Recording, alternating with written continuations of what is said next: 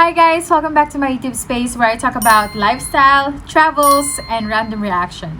And today we're going to talk about Binibining Pilipinas National Costume 2021. So Binibining Pilipinas is an organization back in the Philippines that deals with pageantry. And you know guys, I'm a big fan of pageants. So I'm very excited on what kind of national costume Binibining Pilipinas 2021 contestants will showcase in this segment. So are you guys excited? Because I am. Because I am excited. So alright guys, let's start.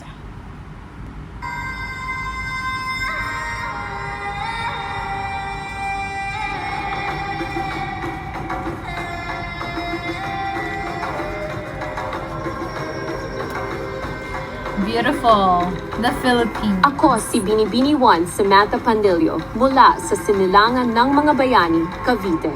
My national costume designed by Clevin Bartolaba was inspired by the Philippine Revolution given my province's historical nature. The crown signifies the 13 martyrs of Cavite and its design influenced by my Aunt Myrna Pandillo's winning crown in Binibining Pilipinas 1964. The gold feather-like shoulders emanate a gladiator silhouette, modernized and innovated, just like our modern-day empowered women. This shows that freedom isn't solely won by blood battles, but also by our inner power, pure hearts, and resilience as Filipinos. That we are worth fighting for. Completing this creation is a belt that represents the Philippine flag. Strength and independence of modern-day Filipino women are what my national costume strives for, to show that we are able to flap our own wings of freedom, to fight our own battles with beauty and grace. Independence is a choice we have made in our history, and a choice that we make every day so that we can soar high.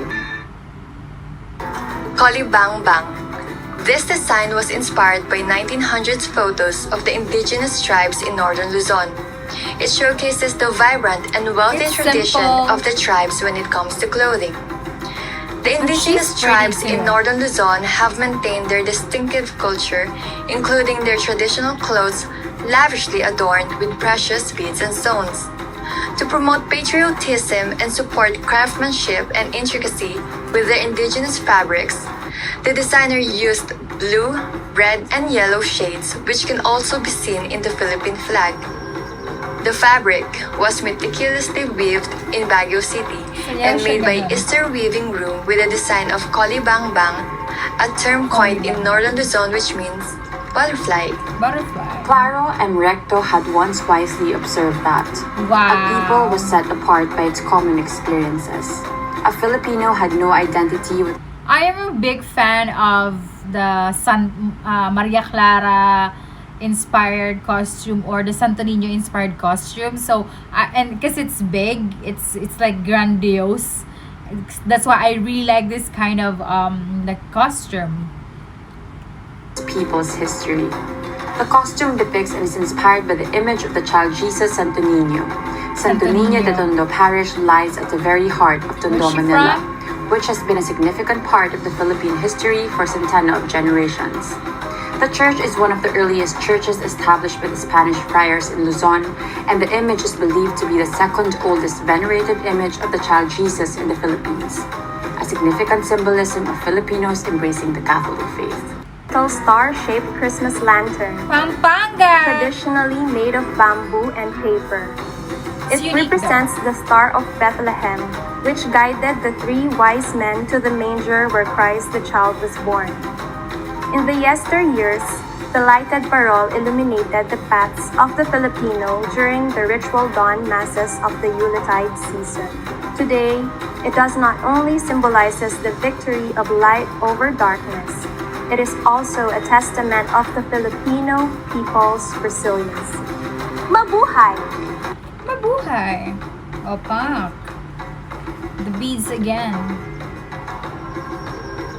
Ako si Binibining 5, Princess Kian Estela It's so Gondon, cute that they galing sa film it Occidental Mindoro. in the fields, Ang suotang ito ay sumisimbolo palayan. ng kultura, tradisyon, sining at kabuhayan ng mga mangyan. Ang mga mangyan ay kilala sa pagiging masipag at malikhain. Ang kanilang pangunahing hanap buhay ay pagtatanim ng palay, gulay, prutas at pangingisda. Ang buntot ng aking kasuotan ay nagsisimbolo sa dagat kung saan kumukuha ang mga mangyan ng kanilang It's ikinabubuhay. very unique At ang detalye also. sa pangitaas ng kasuotan naman ay nagsisimbolo ng kultura at sining. Isa sa pangunahing likhaing sining ng mga mangyan ay ang pakudos na sa paniniwala ng mga katutubo ay nagtataboy ng masasamang espiritu sa kapaligiran. Ang mga aksesaryong mangyan din ang nagbibigay palumuti sa aking buhok, lieg at bewang na magpapakita ng pagiging malikhain ng mga mangyan sa larawan Purong ng sining at Tagalog, in kultura. fairness. Wow. Ako, si Shannon Jumail Tampon, KKK. mula sa Caloocan.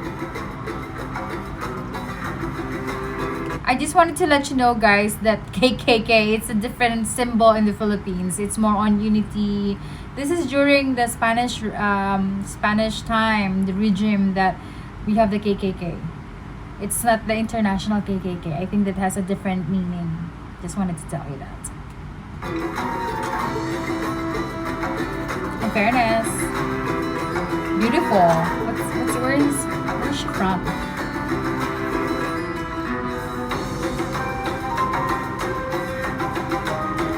Ang kasuotan ay lumalarawan sa tanyag na monumento. Ang pangunahing palatandaan Manila. ng lungsod ng Caloocan. Caloocan. Simbolo ng mga pangyayari, katapangan at kagitingan ng mga Pilipino. I think it's unique.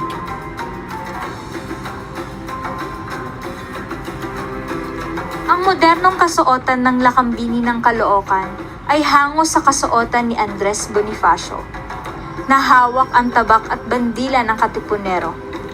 Ito'y sumisimbolo sa mga makabagong kababaihan, lumalaban at patuloy na itinataguyod ang karapatan ng bawat kababaihan at ng mga inaapi sa lipunan. Isang adhikain na mula noon hanggang ngayon ay patuloy na isinusulong upang manatili ang pagkakapantay-pantay ng karapatan ng bawat mamamayang Pilipino.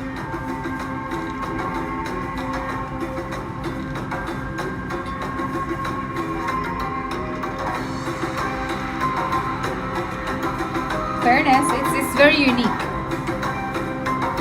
Ako si Meiji Cruz mula sa lungsod ng Valenzuela. Valenzuela. Inspirasyon ng aking kasuotan It's nice sila Kapati. too. Diwata ng agrikultura at kasaganaan.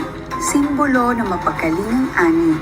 Biyaya niya ang bawat butil at bungang nagsisilbing pananggalang ng sangkatauhan at iba pang nilalang mula sa gutom at mga sakit.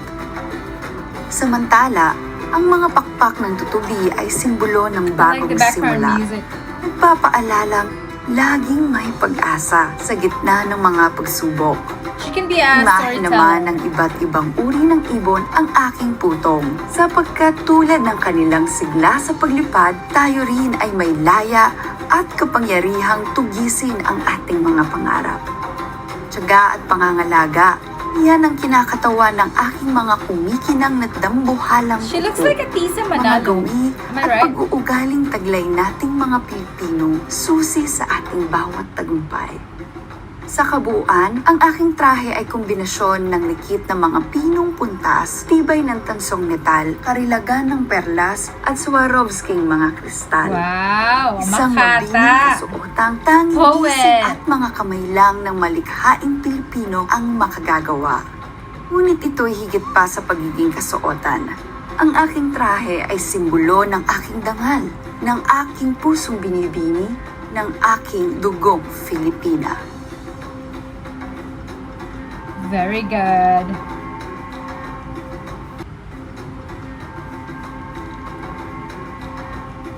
The land of thousand colors. Quezon Province is Quezon known for its Province. quaint towns and serene nature views. Not only are we proud of the rich coconut plantations in the province, but we also want to highlight the native dance Wow. that is truly Luzon. It's like very festive. The Hota Gumakeni.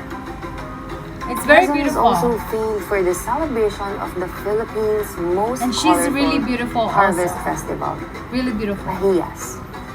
When one hears Pahiyas, Quezon keeping Province. immediately comes to mind. Pahiyas.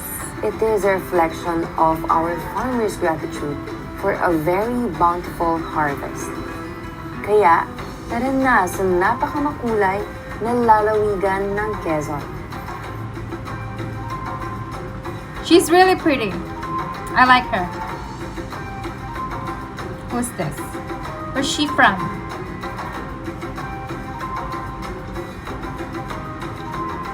Shaira The costume was Ron conceptualized Mandaluyong. from which the city was named after. The Oh, she's pretty also. is Luyong, also known as Anahaw, which represents victory, strength, and loyalty. She's pretty. The batya symbolizes shield, protection, and defense. Along with this, it pictures the Mandaluyong's famous Lavanderos Festival. Meron pala silang Labanderas Festival. Labanderas Festival. Kala ko puro labandero yun. She's pretty.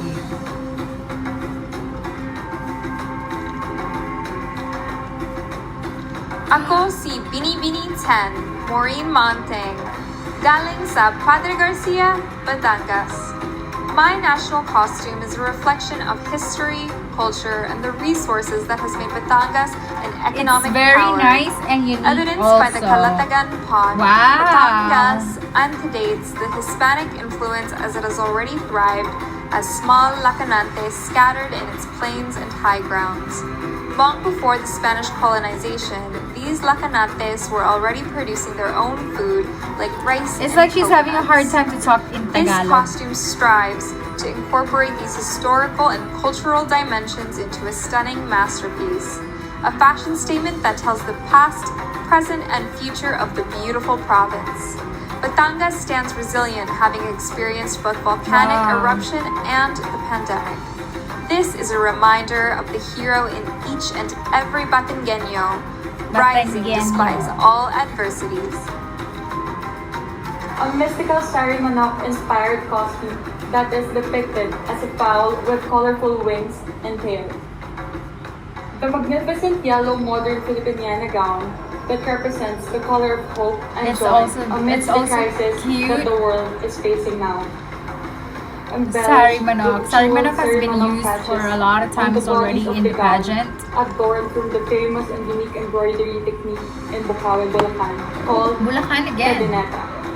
An art that has been passed on through generations, a world-class craftsmanship, a masterpiece that is regarded as the beacon of yearning through these trying times.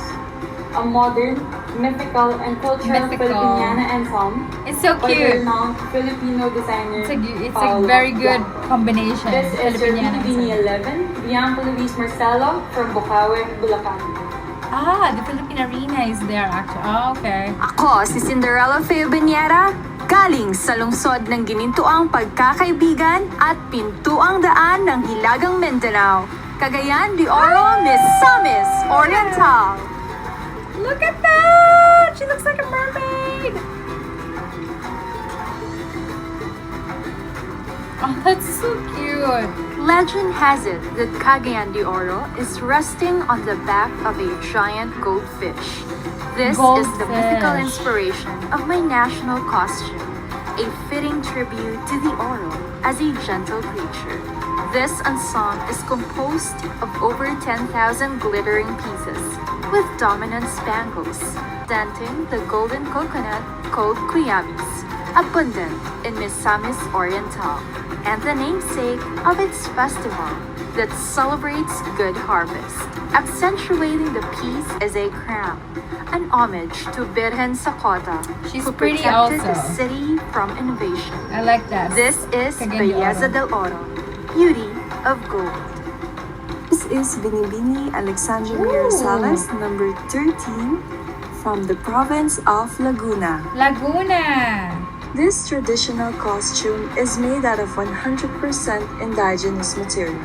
It's The very base is made cute. out of banik cloth, It's very signifies the simple colorful. living of Laguneños and Lagunenses, Walis. Ito ba yun? Walis adorned tambo. with different shapes and sizes of wooden beads. It represents the rich It's really culture, tradition, and of course, the different tourist attractions here in Laguna.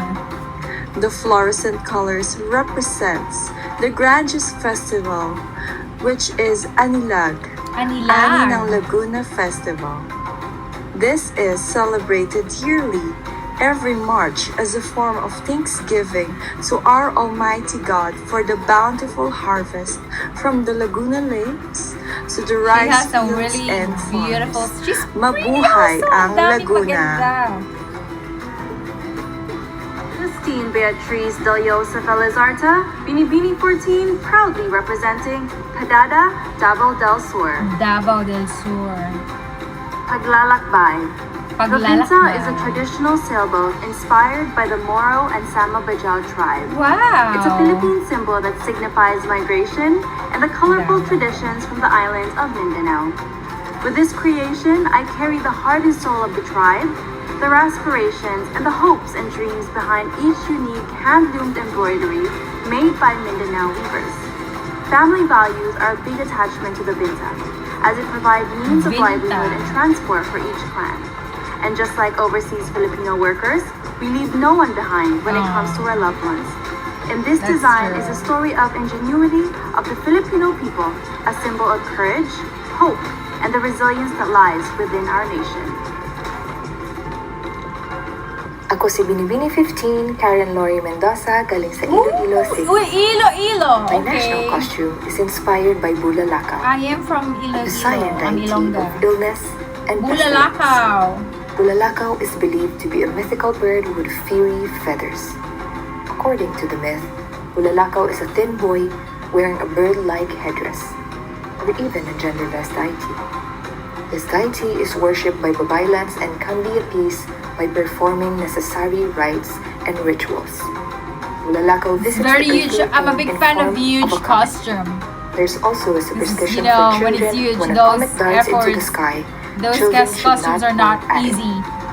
because the Bulalakaw does not like it and might punish them for that deed. According to the ancient culture, a comet is a symbolism of dread. You know what this reminds me?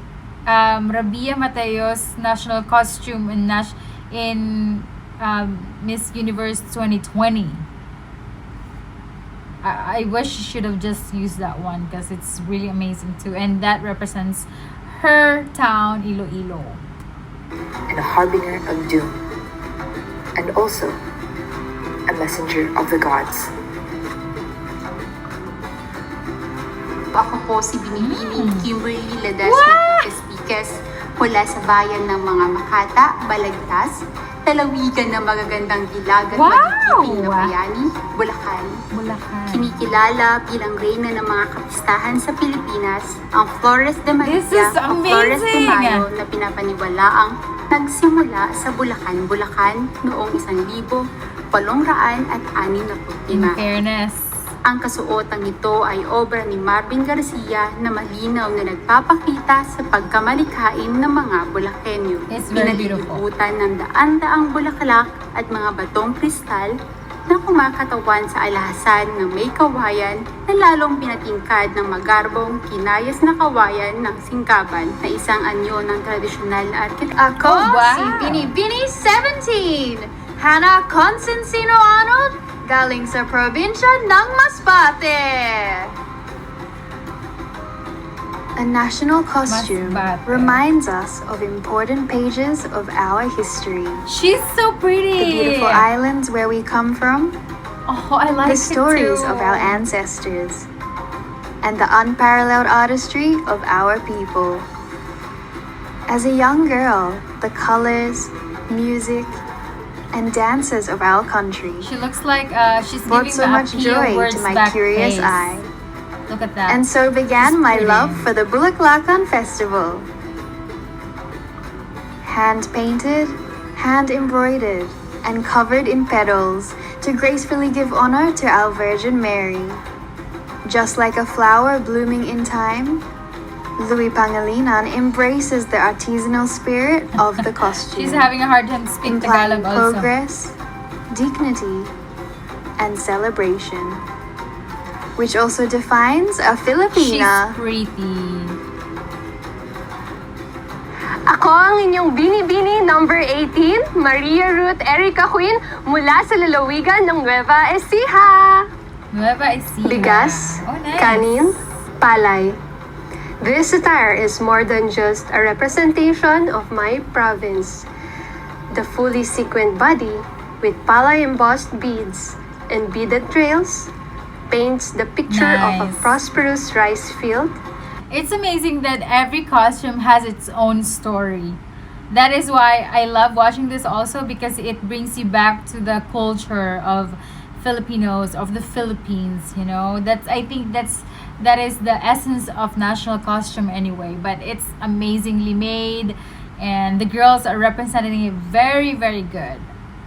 The story of our identity.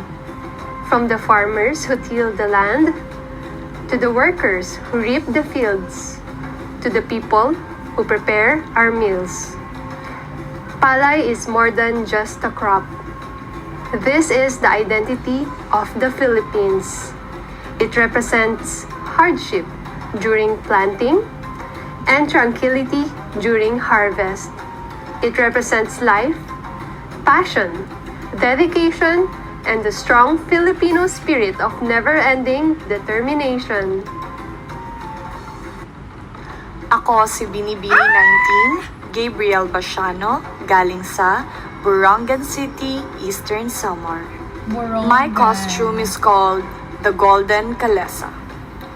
Kalesa is believed to be the first introduced to the Philippines by Spain during the 18th century. It's really nice. Really It has served as a deluxe mode of transportation that only the rich and high-ranking officials can afford. It used to be Philippines' true, though. king of the road, long before the jeepneys arrived. She's also pretty, my god. This golden kalesa represents the shades of my hometown, Burongan City, Eastern She has a Samar. very exotic, I am wearing a sexy mesh face.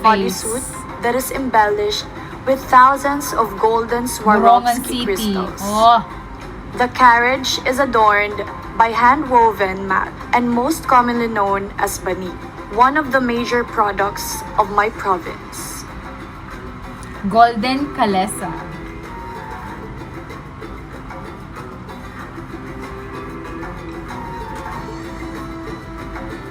Roy Aquino, the designer, thought of a modernized barot saya that traditionally consists of 4 parts. Rojas City, A baro or Isabela. kamesa, a long skirt or saya, a kerchief worn over the shoulders or alampay, and a short rectangular cloth worn over the skirt or patadjong. And this is inspired by the gown of Doña Trinidad Rojas, former First Lady when she was really a nice. Carnival Queen of the really Philippines Carnival of 1920. And the town of Rojas, Isabela was the first town named in honor of President Manuel Rojas.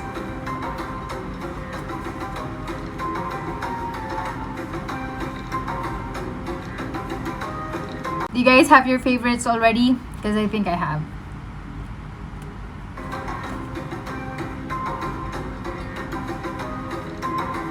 Ah, what's this?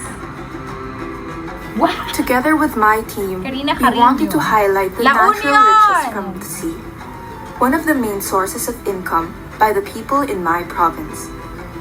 The ocean This is is an really important part of nice! La Union, as we're known to be the surfing capital I'm wondering of if the they can north. use it again if they are able to go I hope to national. that when you remember this to piece national, of to me and this international piece of La competition. Union, you are reminded of a sea goddess watching the ever-changing and ever-growing prosperous province of La Union. Very beautiful costume too.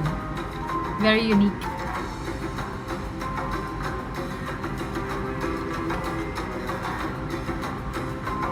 Nice. Ako si Binibining 22, Sharvina Giao, nagmula sa progresibong lalawigan ng Pampanga. Pampanga! Developing itis, strength through empowerment. Dase, which means banik in Tagalog, is the main fabric material of this masterpiece. The palay grains represent Oh my God! Pampanga's There's a lot of fertile beautiful soil and our costume, hardworking guys. farmers.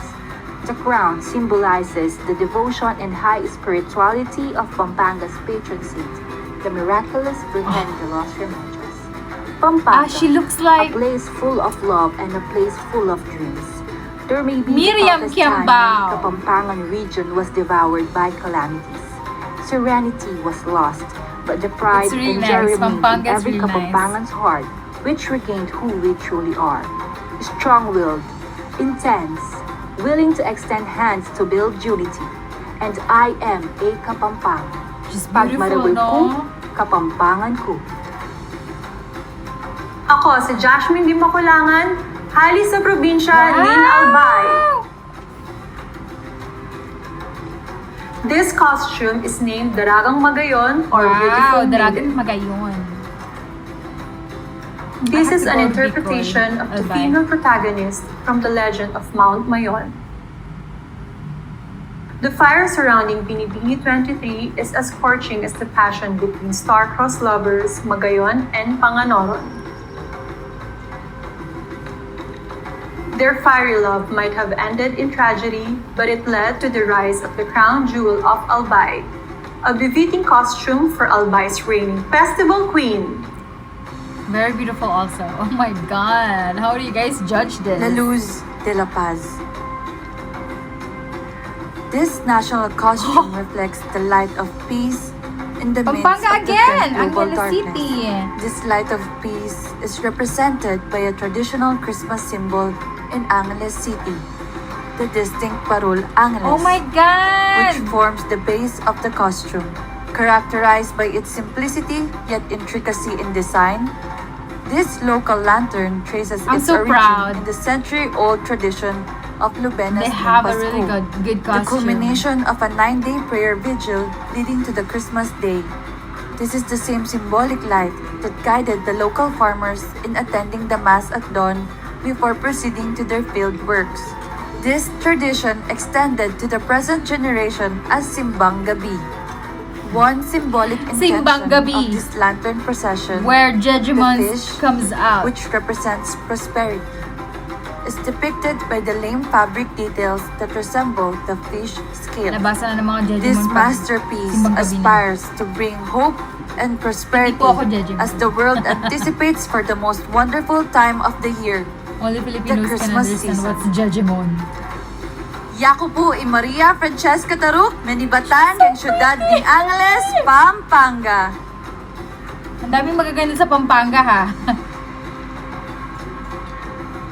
There's a lot of beautiful This is a girls in depiction Pampanga. of the traditional Maria Wow! Clara dress inspired from the Gigantes Festival of Angono Rizal. Angono. It is celebrated every fourth week of November, where Where is giant she? paper mache or gigantes are paraded Gigantes, on the yes. streets.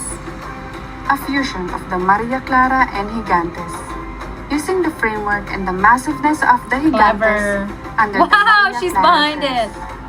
The fabric is an interpretation of our piña fabric, highlighting its fibrous characteristics. Nice, girl. Ako si Binibini 26 na Riza May Valerio ng Arayat, Ang daming Pampanga. Pampanga. There's a lot of girls Creation from is Pampanga. inspired by the mythical goddess of Mount Arayat, Maria Sinupuan, who lived on Mount Arayat. She is also dubbed as the sacred protector of the mountain and the animals that surround it. Pampanga is known as a natural bird haven in the Philippines, wherein 14,000 kinds of nomadic birds. This looks like the Sarimanok also. That's why I'm not very wow, but it's still creative. But yeah, there's a lot of girls also that really give too much effort to their costumes. So I want a unique here in the swamps costume. stopped over before continuing their migration to different parts of the world. These birds are important to humans in various ways, such as providing natural fertilizers and dispersing seeds all over the mountain.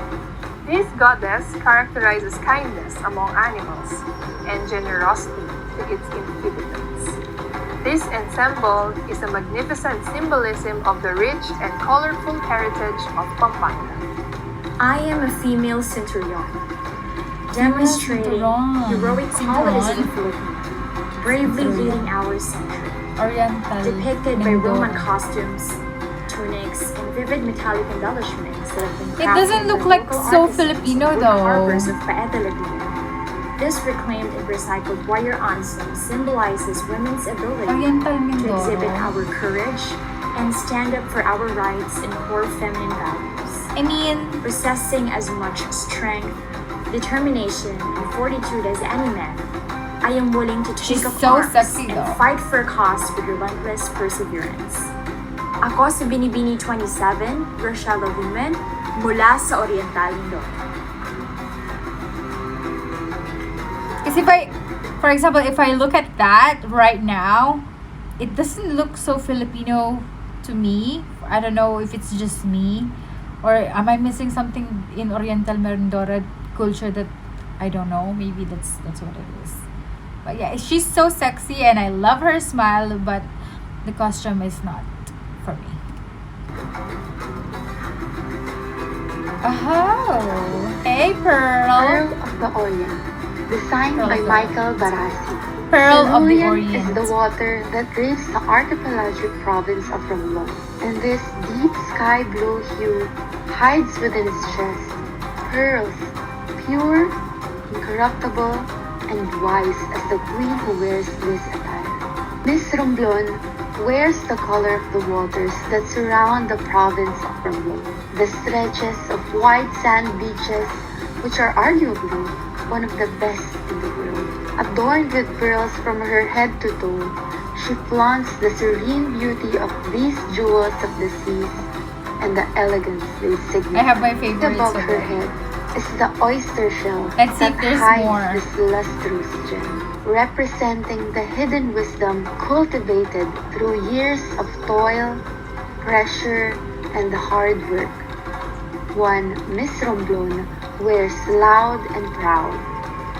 It is always a marvel looking at pearls nurtured, cherished by the deep sea waters, as stunning as this empowered Romblomanon is.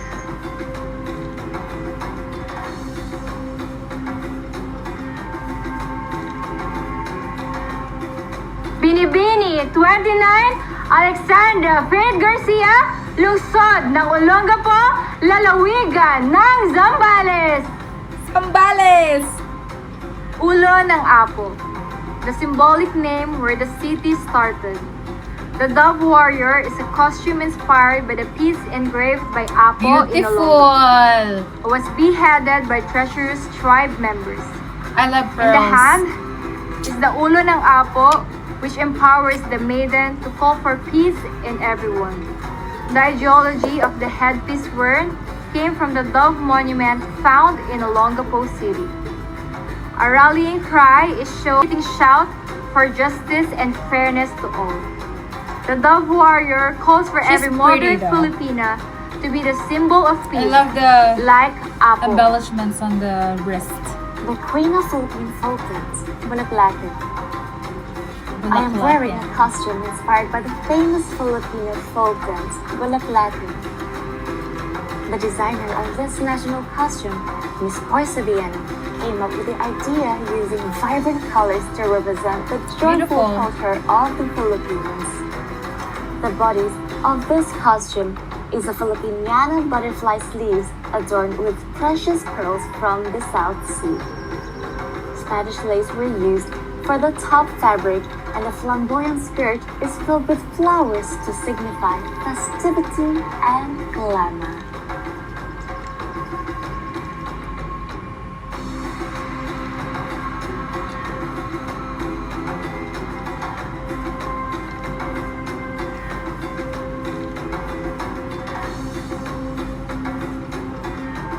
My national costume is called Mary Love.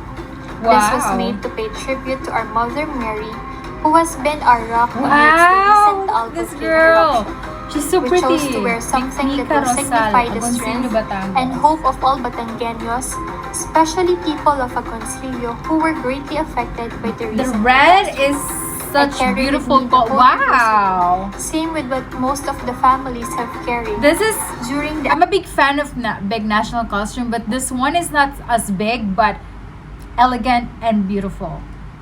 afternoon of January 12, 2020. It was our weapon, our shield, and our rock. In my head is a tiara that signifies unity among all Filipinos who helped us during our unforgettable nightmare. Its silver linings and crystal is a reminder for us to be grateful for everything that we've received. The trailing cape with thousands of Swarovski crystals represent thousands of Batangueños who is with me as I walk with this dress.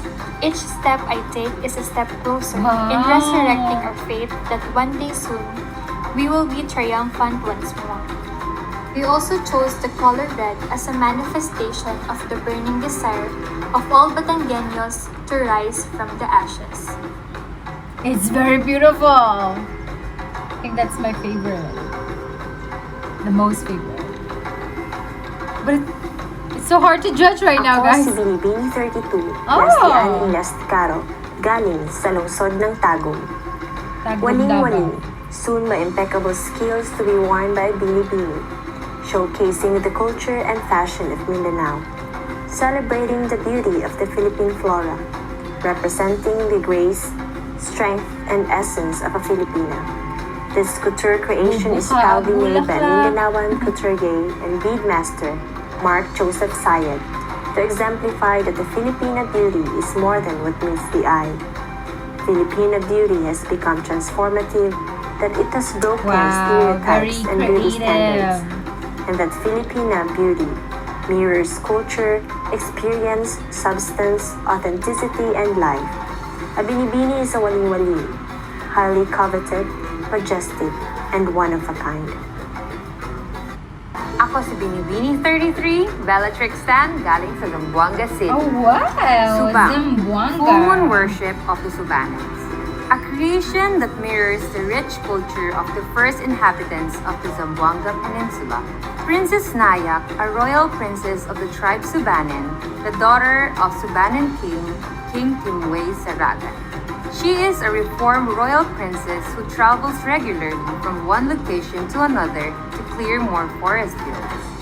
She is destined to be a fierce warrior very unique princess also. I who like will be this the one too. strongest and most powerful Subanen tribesman. Traditional wear consisted of upper and lower garments with headdress and other accessories. The tight-fitting garment that was generally black made that symbolizes of the night as a time of worship of the tribe. This confirms that the belief of the black garment can shield them against eclipse. This attire in full regalia consisting of sub, upper, magpandyo, headdress, gilang, bracelet, singil, anklet. Aside from the pious signification of the black garment, it was practical on the part of the Subanans the use of gold details, as an expression of the tribe's beliefs in supernatural entities, and the red as a sign of blood for the defense of the tribe's ancestral domain. Sultan Kudarat Princess. Sultan Since Kudarat time Princess. immemorial, brass body ornaments have Wow! been seen as symbol of status, especially in the southern like it. Philippines. They signify the preservation of cultural values and immortality of royal beauty. Each style pattern epitomizes hard work and skills of the artisans. Sultan Kudarat, a Muslim ruler who reigned and asserted his leadership It's like a in the pirate. entire Sultanate of Maguindanao, was a paragon of a real warrior. It is only fitting that he will serve as the inspiration of this masterpiece. The details and patterns were hand-beaded and individually attached to the fabric to commemorate the journey and sacrifices of Sultan Kudarat before he became a revered hero of our country. Inal fabric, which is known to be worn by royal families and community leaders, is the main material used to complement the whole look of this national costume. Ethnic patterns and gold brass amulets and neck piece believed to be the symbol of power and sovereignty, which is still worn by the people of Sultan Kudarat. This masterpiece is a manifestation of modern interpretation of ultimate ruler and none other than the women of today embracing their talent and purpose to bring equality and fairness. The one who will wear the costume will surely exhibit a character of physical resilience, mental toughness, emotional stability, and spiritual fortitude. That's it. Alright guys, I have some favorites already. I wrote it down, but I'm gonna make another video for this. Probably my top 10 national costume for Binibining Pilipinas 2021. I would say some of them are very redundant. Like, I've seen a lot of Sari Manok. Maybe I've seen a lot of Maria Clara also. But I like the fact, like, for example, what was that? Angono Rizal, they, they put together the Gigantes and then the Maria Clara. So they made a really beautiful, unique national costume. So later on, with our top 10, I'm going to let you know later on what's going to be my top 10. That's from my opinion only. My criteria, probably, I'm a very big fan of big costumes, because that's the effort and the details, and of course the story behind it. Thank you guys for watching, and I hope you guys enjoy our reaction in this video. And later on, I'm gonna share you my top 10 national costume for Binibining Pilipinas 2021. And see you guys again later on. Have a great night. It's nighttime in Bangkok, and in wherever you are. Good morning, good afternoon, good night. Good night. Bye.